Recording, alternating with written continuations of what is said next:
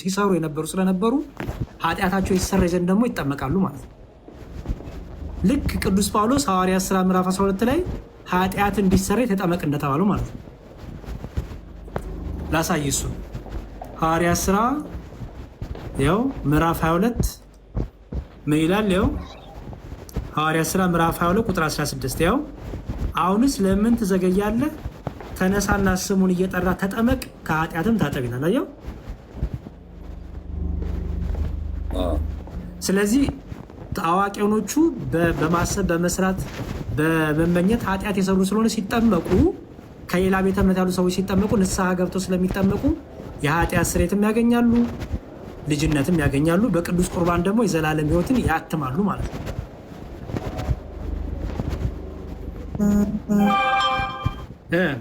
ግልጽ ነው። ጎበዝ ዶክተር ሳሙኤል የምታሳዩ ነገር አለ እንዴ?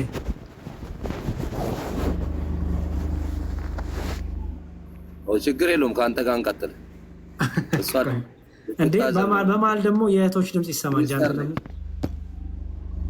ሲስተር ነች፣ እኔን ለማስተማር ነው። እሷ ኦኬ መጽሐፍ ልታሳይ ፈልጋ ስለነበር ነው ቅድም እና አለች። ዶክተር ሳሙኤል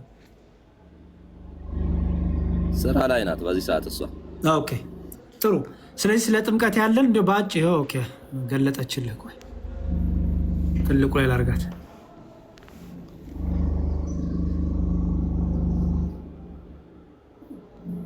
ሚዩት ላይ ነሽ እያወራሽ ከሆነ የእምነት ኦኬ የሙሉ ወንጌልን የመሰረታዊ የእምነት መግለጫ ነው ያመጣችን ላየው። እሱ እኮ አያስፈልግም። አሁን ጌታ ፍለጋ ላይ ነን። ያስፈልግሃል ላይ እንድታውቅ ሁሉንም ማወቅ አለብህ ወንድሜ። ከዛ በኋላ መርምረህ ባለ አእምሮ መሆን አለብህ። አሁን እኔ ስላልኩም ብቻ አይደለም፣ እኔ ያልኩንም ሁሉ ልትመረምረህ ይገባል። ይኸውልህ ምን ይላል የሙሉ ወንጌል? ይኸው ላንብልህ ምን ይላል? መንፈስ ቅዱስ የአካላዊ አዳም ባህሪያት ለእርሱ ሰጥተውታል። ፈቃድ፣ ስሜት፣ እውቀት። ቅድም ያልኩ ማለት አየው። ፈቃድ፣ ስሜት፣ እውቀት። መንፈስ ቅዱስ ያውና አካላዊ አቋም ያለው ሰው የሚሰራውን ስራ ይሰራል። መንፈስ ቅዱስ ይመረምራል፣ ይናገራል። ስለ ስላሴ ያለውን ነገር ቅድም ያልኩ ማለት ነው። አየው። በአዲስ ቋንቋ እስከ መናገር እኮ ይላል እሱ መንፈስ ቅዱስ። ግን እኛ መንፈስ ቅዱስ እኮ ናፈቀን፣ አይተነው አናውቅም። እሱ ሌላ ነው። መንፈስ ቅዱስ መገለጫው ሲሳይ፣ መንፈስ ቅዱስ መገለጫው ትህትና፣ ፍቅር፣ እርቅ፣ ንስሐ፣ ሰላም፣ እርጋታ፣ ትዕግስት፣ ጥበብ። ጥያቄ እኮ ነው። አሁን እኛ ከመሳደብ ውጭ ስለ መንፈስ ቅዱስ አናውቅም። ስለኛ አታውራኝ ሲሳይ፣ ስለ ራስ አውራ። እኔ ተሳድቤ አላውቅም። ስለ ራስ ኃጢአት የምታወራ ከሆነ ንስሐ መግባት ነው። እኛ እያልክ አታውራ። ብቻ ነው እንደ ገነት የምገባው። እኛ የእግዚአብሔር ቃል ስለ ራስ አውራ ወንድሜ። እኛ አትበል። ይኸውልህ እኛ ተሳዳቢ አትበል። አንተ ስለ ራስ ነው የምታወራው፣ ስለ ራሴ በቃ። ስለዚህ አንተ ንስሐ ግባ፣ ለእኔ አትንገረኝ። እሱ ተሳዳቢ ከሆን ከኔ ጋር አይደለም የምጨርሰው፣ ከእግዚአብሔር ጋር ጨርስ። ንስሐ ተሳዳቢ እኮ አይደለም ጄኔራሊ እንትኑን ስናየው እኮ አጠቃላይ ማለት ነው። አጠቃላዩን ተው ሲሳይ፣ አጠቃላይ አይጠቅምም። ህይወትህ ለብቻክ ነው የሚሆንልህ። አንተ ራስን ማዳን ነው በቃ። አሁን ለምሳሌ እኔ ስለ ዶክተር ሳምሪ ኃጢአት አያገባኝም። የሚያገባኝ ስለ እኔ ኃጢአት ነው። የበዛው ሸክሜ የኔ ነው፣ የበዛው በደሌ እኔ ነው። ስለዚህ ስለ ራሴ ነው የምጸልየው፣ ስለ ራሴ ኃጢአት ነው ንስሐ የምገባው። አየህ፣ የራሴን ድካም በቃ ሌሎቹ ላይ አላክኬ እኛ እያልኩኝ መሻፈን አያስፈልግም። አሁን ስለ ራሳችን ነው። አንድ ይሄን እናንበው ይላል። ወደ እግዚአብሔር ስንጸልይ የጸሎታችን አድራሻ ለአብ ነው፣ በኢየሱስ ክርስቶስ ስም በመንፈስ ቅዱስ እንጸልያለን ይላል። አየው፣ አሁን እኛ ስንጸልይ በቤተክርስቲያን እግዚኦ ማርነ ክርስቶስ ሲባል ሰምተህ ታውቃለህ ሲሳይ? እሱማ እንዴ እኛ ቀጥታ ክርስቶስን ለምኗለን። አየው ምን እያልን? ማረን፣ ራራልን እያልን እንጸልያለን። ተለመነን፣ ይቅር በለን እያልን። ኦኬ። ስለ ልጅም እሱ ነው አይደል ያሬድ? ምህረት ሁሉ በስሙ ላመነ ብቻ ነው ጽድቅን የሚያገኘው። በስሙ ያመኑ ሁሉ የዘላለም ሕይወትን እንዲያገኙ ይህ የተሰጠን ጸጋ ነው። ግን ማመን ብቻ ግን አያድንም። ምክንያቱም አንድ ሰው አምኖ ንስሐ ካልገባ፣ አምኖ ስጋው ደግሞ ካልተቀበለ፣ ካልተጠመቀ የዘላለም ሕይወት የለውም። በክርስቶስ ማለት ነው አምኖ በክርስቶስ። እዚህ ያዕቆብ መልእክት ላይ እንዲህ ይላል። ላሳየህ። ያዕቆብ መልእክት ላይ አሁን እኮ ችግሩ አየህ፣ ሁሉን ነገር አላሳዩሁም ወንድም። ፕሮቴስታንቶቹ አልነገሩህም ብዙ ነገር፣ መርጠው ነው የነገሩ። እኔ ግን ሁሉን ነው የማሳየህ። ያዕቆብ መልእክት ምዕራፍ 2 እንዲህ ይላል። ያው የሚያድነው እምነት የቱ እንደሆነ ሲናገር ምን ይላል? ያው ወንድሞች ሆይ እምነት አለኝ የሚል ስራ ግን የሌለው ሰው ቢኖር ምን ይጠቅመዋል? አስተውል። እምነት አለኝ የሚል ስራ ግን የሌለው ሰው ቢኖር ምን ይጠቅመዋል? እምነቱስ ሊያድነው ይችላልን? ወንድም ወይም እህት ራቁታቸውን ቢሆኑ የዕለት ምግብን ቢያጡ ከእናንተ አንዱን በደህና ሂዱ እሳት ሙቁ ጥገቡን ቢላቸው ለሰውነት ግን የሚያስፈልጉትን ባትሰጧቸው ምን ይጠቅማቸዋል? እንደዚሁም ስራ የሌለው እምነት ቢኖር የሞተ ነው ይላል። አየው፣ ስራ የሌለው እምነት የሞተ ነው። ስራው ምንድን ነው? በጣም ጥሩ። ስራው ምን መሰለህ? እግዚአብሔር የሰጠን ከእግዚአብሔር የተሰጠን የምንሰራቸው ጸጋዎች አሉ። እኛ እንድንሰራቸው የታዘዝ ነው። ምን? ጥምቀት የሰው ስራ አይደለም፣ የእግዚአብሔር ስራ ነው። ቅዱስ ቁርባን የሰው ስራ አይደለም፣ የእግዚአብሔር ስራ ነው። ንስሐ የሰው ስራ አይደለም፣ የእግዚአብሔር ስራ ነው። እምነት ከእግዚአብሔር የተሰጠን ነው እንድናምን። አየህ፣ እነዚህን መስራት አለብህ። መስራት አለብህ ማለት ነው መተግበር አለብህ፣ መታመን አለብህ፣ እነዚህ ማድረግ አለብህ። አንድ ሰው እኔ ለምሳሌ አንተ የዘላለም ሕይወት እንዳገኝ ምን ላድርግ ብትለኝ ምን እንደምን ታውቃለህ? የመጀመሪያው 5 ነገሮች ያዝላለሁ። ምን? እምነት፣ ንስሐ፣ ጥምቀት። አየው፣ አስተውል። እምነት አልኩ፣ ንስሐ አልኩ፣ ጥምቀት አልኩ፣ ቅዱስ ቁርባን። አራቱን ያዝልኝ። እምነት፣ ንስሐ፣ ጥምቀት፣ ቅዱስ ቁርባን። እነዚህን የእግዚአብሔር ጸጋዎች ናቸው። ስለዚህ እነዚህን ልታደርጋቸው ልትፈጽማቸው የሚገቡ መንፈሳዊ በረከት፣ መንፈሳዊ ጸጋ፣ መንፈሳዊ ልጅነት የሚያሰጡ ጸጋ እግዚአብሔር የምናገኝባቸው ጸጋዎች የምናገኝባቸው ህይወት የምናገኝባቸው ትምህርቶች ናቸው። ከእግዚአብሔር የተሰጡ ጸጋዎቻችን ናቸው። በዚህ ደግሞ ወደ ዘላለም ሕይወት ያገኘ ሰው ደግሞ በመንፈሳዊ ፍሬ ከዚህ ጋር ስራ የተባለው መንፈሳዊ ፍሬ ነው። ፍቅር፣ ትህትና፣ ድሃን መርዳት፣ ባልንጀሮችን መውደድ፣ የተራቡትን ማብላት፣ የተጠሙትን ማጠጣት፣ የታረዙትን ማልበስ፣ የተቸገሩትን መርዳት፣ ባልንጀራ እንደራስ አድርገህ መውደድ፣ በመንፈሳዊ ፍሬ መመላለስ ሁሉ እነዚህ ምን ይባላሉ መሰለህ? የጽድቅ ፍሬ ይባላሉ፣ ወይም የጽድቅ ስራ ይባላሉ። ስለዚህ እምነትህ በስራ የጽድቅ ስራ ከሌለው የሞተ ነው።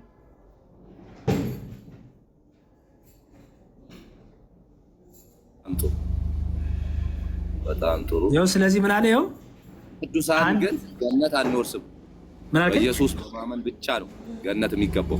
አውራሹም እሱ ብቻ ነው። የዘላለም ሕይወት የሚገኘው በክርስቶስ ኢየሱስ ብቻ ነው የሚገኘው። በፍጡር የዘላለም ሕይወት አንዴ ስማኝ። የዘላለም ሕይወት ስንል ምን እያልን እንደሆነ ይገባል ሲሳይ? የዘላለም ሕይወት ስንል ቤዛነቱን እያወራን ነው። ደሙን ማፍሰሱን እያወራን ነው። የመስቀሉን ስራ እያወራን ነው። ስለዚህ የመስቀሉን ስራ ስናወራ መልአክ ተሰቀሉ ብለን አናስተምርም። ቅዱሳን ተሰቀሉ ብለን አናስተምርም። የዘላለም ሕይወት ስናወራኛ ስለ ቤዛነቱ ነው የምናወራው። በደንብ ክሊር አድርገን ነው የምናወራው። አየህ፣ የዘላለም ሕይወት የሚገኘው በክርስቶስ ኢየሱስ ነው። በክርስቶስ ኢየሱስ ቤዛነት የተገኘው የምናገኘው። ኦኬ፣ ይሄን የዘላለም ሕይወት ያገኘ ሰው ግን ምን አለው? የሚያግዙት መላእክት አሉት። የሚያግዙት በጸሎታቸው የሚያግዙት የሚያገለግሉት ቅዱሳን አሉት። ይህን ታምናለህ ወይስ አታምንም? መጽሐፍ ቅዱስ አሳየ ማስረጃ። በጌታ ፊት እንደሚጸልዩ ነው። አዎ፣ ስለኛ እንደሚጸልዩ። ኦኬ፣ አስተውል። አሁንም በደንብ ስማኝ። አለ መላእክቶች አሁን ስለኛ ማሳይክ ነው። አዎ፣ በደንብ ግን ስማኝ። ይኸውልህ የዘላለም ሕይወት የሚገኘው ያለ ክርስቶስ የዘላለም ሕይወት አይገኝም። ተስማማን? ይሄንን ሳትጠመቅ ክቡር ስጋውን ክቡር ደሙ ሳትጠጣ ሳትበላ ንስሐ ሳትገባ የዘላለም ሕይወት አታገኝም። ይሄን ተስማማን? አዎ፣ በደንብ ነው። በጣም ጥሩ። ይሄን የዘላለም ሕይወት ያገኘ ሰው ግን የመላእክት እገዛ አለው። መላእክት ያግዙታል። በዕለት ዕለት መንፈሳዊ ሕይወቱ ተጋድሎ ላይ መላእክት ያግዙታል፣ ያገለግሉታል። ለምሳሌ ዕብራውያን 1:14 ላይ እንዲህ ይላል። ዕብራውያን 1:14 የቅዱስ ጳውሎስ መልእክት ወደ ዕብራውያን ሰዎች። ዕብራውያን 1:14 እንዲህ ይላል። ያው ሁሉ መዳንን ይወርሱ ዘንድ ስላላቸው ሁሉ መዳንን ይወርሱ ዘንድ ስላላቸው ለማገዝ የሚላኩ የሚያገለግሉም መናፍስት አይደሉም ይላል። መናፍስት የሚላቸው መላእክት ነው። ኦኬ፣ ቁጥር 7 ላይ ስለ መላእክትም መላእክቱ መናፍስት አገልጋዮቹን የሳነባ ይላል። ስለዚህ ያው መዳንን እንዲወርሱ አየው የተዘጋጀላቸው መዳን እንዲወርሱ ምን የሚያደርጉ ነው የሚለው የሚያግዙና የሚያገለግሉ መላእክት አይደሉም? ምን ይላል እንዴ? እግዚአብሔር መላእክት እንዲያግዙን እንዲያገለግሉን መዳንን እንድንወርስ ለምንድን ነው ያደረገው? ሲሳይ እግዚአብሔር ስለማይበቃን ነው? አራ አገልጋዮቹ ስለሆኑ ነው እኛን እንዲያገለግሉን። አየው ምን እንድናደርግ ነው የሚያገለግሉን? እኛ ግን እናዛቸዋለን። እሱ ነው እንጂ የሚያዛቸው መላእክቶችን። ምን ማለት ነው? እኛ እናዛቸዋለን? አልገባኝም። እግዚአብሔር መላእክት እኮ ነው አይደል? የእግዚአብሔር መላእክቶች ናቸው። የእግዚአብሔር እናዛቸዋለን የሚለው ነገር አልገባኝም። ምን ማለት ነው እናዛቸዋለን? ለእኛ የሚታዘዙ ናቸው እንዴ? አዎ ላሳይ። እሱን ደግሞ ስለኛ ሲማልዱ ሲጸልዩ ላሳይህ። እሺ ምን ችግር አለው? ላሳይህ። ስለኛ ሲጸልዩ ስለምኑ ማራቸው ሲሉ ላሳይህ። አዲስ ኪዳን ነው። በብሉይ ኪዳንም በአዲስ ኪዳንም ማሳያለሁ። ችግር የለም። በአዲስ ኪዳን አድርግልኝ። በሁለቱ ነው ማሳይህ። እኔ የብሉይ ኪዳንም የአዲስ ኪዳን መጽሐፍ ተቀባይ ነኝ። መርጬ ተቀባይ አይደለሁም። እኔ ኦርቶዶክሳዊ ክርስቲያን ነኝ ወንድሜ። በአዲስ ኪዳንም ያለው እግዚአብሔር በብሉይ ኪዳንም ያለው እግዚአብሔር ለእኔ አንድ ነው። ኦኬ ትንቢተ ዘካርያስ ምዕራፍ 12 ቁጥር 1 እንዲህ ይላል። እሺ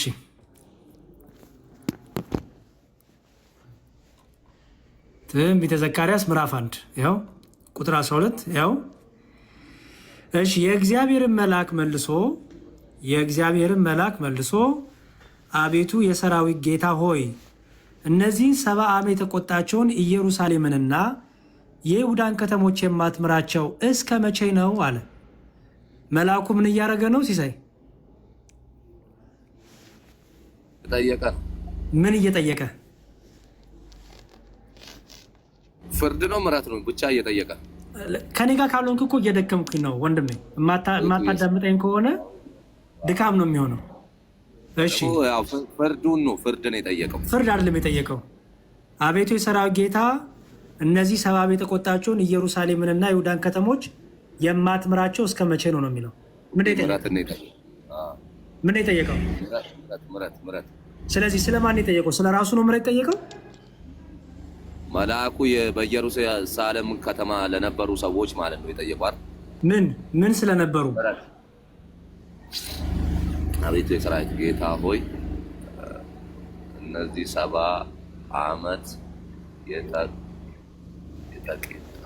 የተቆጣቸውን ጌታ የተቆጣቸውን ለምን ምሕረት አታደርግላቸውም ነው? አዎ። ስለዚህ መልአኩ ስለማን እየጸለየ ነው? ስለ እስራኤል አይደል? ስለ እስራኤል እግዚአብሔር ምን እንዲያደርግ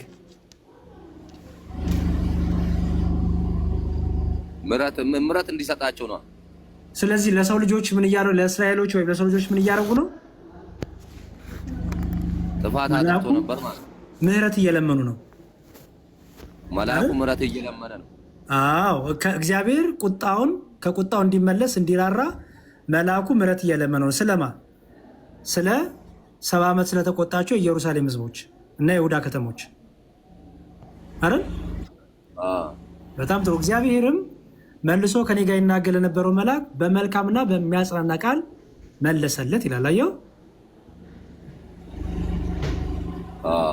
እሺ ልቀጥል። ደግሞ ይሄ በብሉይ ኪዳን ያሳየው። በአዲስ ኪዳን ማቴዎስ ወንጌል ምዕራፍ 18 ቁጥር 10 እንዲላል። ማቴዎስ ወንጌል ምዕራፍ 18 ቁጥር 10 ከነዚህ ከታናናሾቹ አንዱን እንዳትንቁ ተጠንቀቁ፣ መላእክቶቻቸው በሰማያት ዘወትር አስተውል። ከነዚህ ከታናናሾቹ አንዱን እንዳትንቁ ተጠንቀቁ። ስልክ ገብቶ ስለነበረ ያሬድ ማቴዎስ እንትን ያለ 18 10 ስልክ ገብቶብኝ ስለነበረ ችግር የለውም። 18 10 እሺ፣ ይኸው ከኔ ጋር አንብብ። ከነዚህ ከተናናሾቹ አንዱን እንዳትንቁ ተጠንቀቁ። ክርስቶስ ተናገረ ይሄን። መላእክቶቻቸው በሰማያት ዘውትር በሰማያት ያለውን የአባቴን ፊት ያያሉ እላቸዋለሁና። እሺ መላእክቶቻቸው የእነዚህ ጠባቂ መላእክት ስለማን ነው የእግዚአብሔርን ፊት የሚያዩት?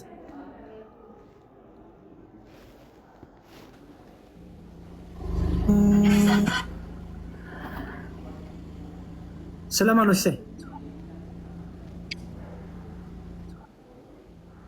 ስልክ እያስቸገረኝ ነው። አልሰማሁም አሁን። ጥሩ በቃ በሌላ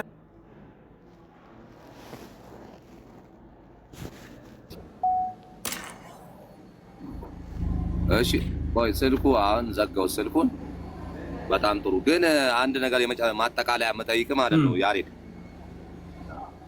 አንድ ማጠቃለያ መጠይቅ። አሁን መንገዶች ሁሉ ያወዛገቡ መጽሐፍ ቅዱስን ለመረዳትም የተቸገረ ማለት ነው። ክርስቶስን ብቻ ካመለከ የሚደብረው ቅዱሳን የለም፣ ወይም ደግሞ እግዚአብሔርም አያዝንም። የምናመልከው አንድ ጌታ ኢየሱስ ክርስቶስን ብቻ ነው። በሱ በኩል የዘላለም ሕይወትን ማግኘት እንደሚቻል ግን ተረድቻለሁ። ልክ ነኝ አይደል? ኦኬ በጣም ጥሩ። እንደዚህ አሁን የነገርከኝ ዝም ብሎ አቋምክ ነው እንጂ ትምህርት አልነገርከኝ። እኔ ትምህርት ነው ያወራሁት። አንተ ዝም ብለህ የራስህን የመጽሐፍ ቅዱስ ሐሳቡ አጠቃላይ ስንሄድ ማለት ነው በክርስቶስ ብቻ ጽድቅ እንዳለ ነው አይደል? ሲሳይ አዳምጠኝ። እኔ ስለ ትምህርት ነው የማወራ። አየህ አንድ ሰው ትምህርቱን ከተማረ በኋላ ነው። ይሄ ትምህርት አይደለም። አንዴ ስማኝ። ኦኬ አሁን እስቲ በክርስቶስ ብቻ ስትል ምን ማለትህ እንደሆነ እስቲ ንገረኝ። አሁን እኔ ብቻ እላለሁ። ብቻ ስል እኔ አብራራለሁ፣ አንተ ደግሞ ታብራራኛለህ። እስቲ አሁን አንተ የዘላለም ሕይወት የሚገኘው በክርስቶስ ብቻ ነው፣ ጽድቅ ያለው በክርስቶስ ብቻ ነው ስትል ብቻ ማለትህ ማለት ነው ንገረኝ። በማመኗ ከሰማይ በታች የተሰጠ ስም እሱ ብቻ ነው። ሌላ መዳኛ መንገድ እንዳሌለ ይናገራል መጽሐፉ አይደል? ብቻ ማለትህ ነው ንገረኝ። በእምነት በማመን ያው ስራ ሊኖር ይችላል። አሁንም አልገባኝም። ብቻ የሚል ክፍል ስጠኝ። የሚሰራው ስራ ይኖራል። ብቻ የሚል እኮ ቃል የለም መጽሐፍ ቅዱስ ውስጥ። ብቻ የሚል ስጠኝ። የለም እኮ ከየት ነው ያመጣው ብቻ የሚል ትምህርት? ታዲያ አምላካችን እሱ ብቻ አይደል? አምላክ ማን ነው እኮ አላልኩም እኔ።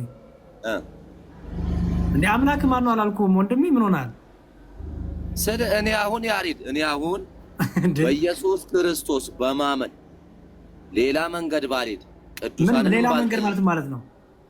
ለምሳሌ አሁን በቅዱሳን በኩል እሱም ራሴ የልጅነት ስልጣን አለኝ።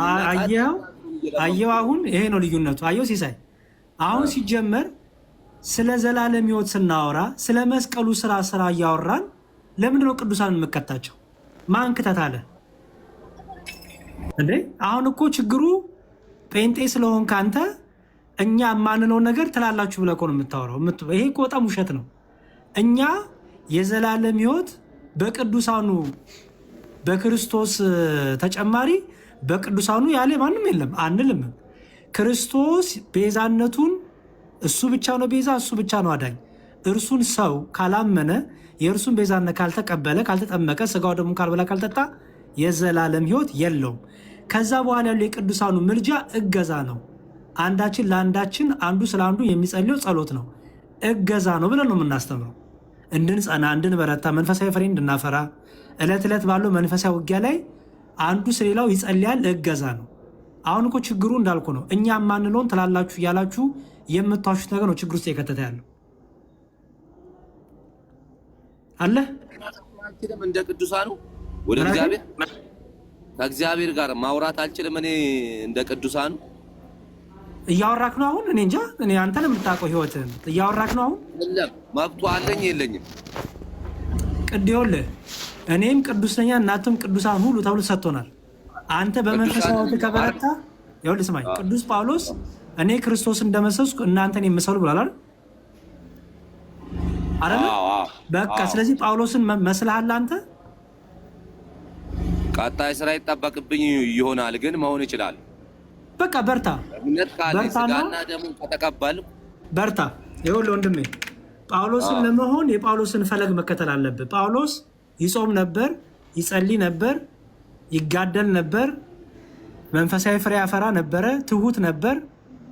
ራሱን እኔ እንደ ኃጢአተኞች አንዱ ነኝ ይላል፣ ወራዳ ነኝ ይላል፣ ራሱን ዝቅ ያደርጋል። በጣም ትሁት ነው። መዳኔን እንዳላጣው እተጋለው፣ ሌሎቹን ወደ ብርሃን አምጥቼ እኔ ደግሞ የተጣልኩ እንዳልሆን ስጋዬን እጎስመዋለሁ እያለ ስጋውን የሚጎስም ነው።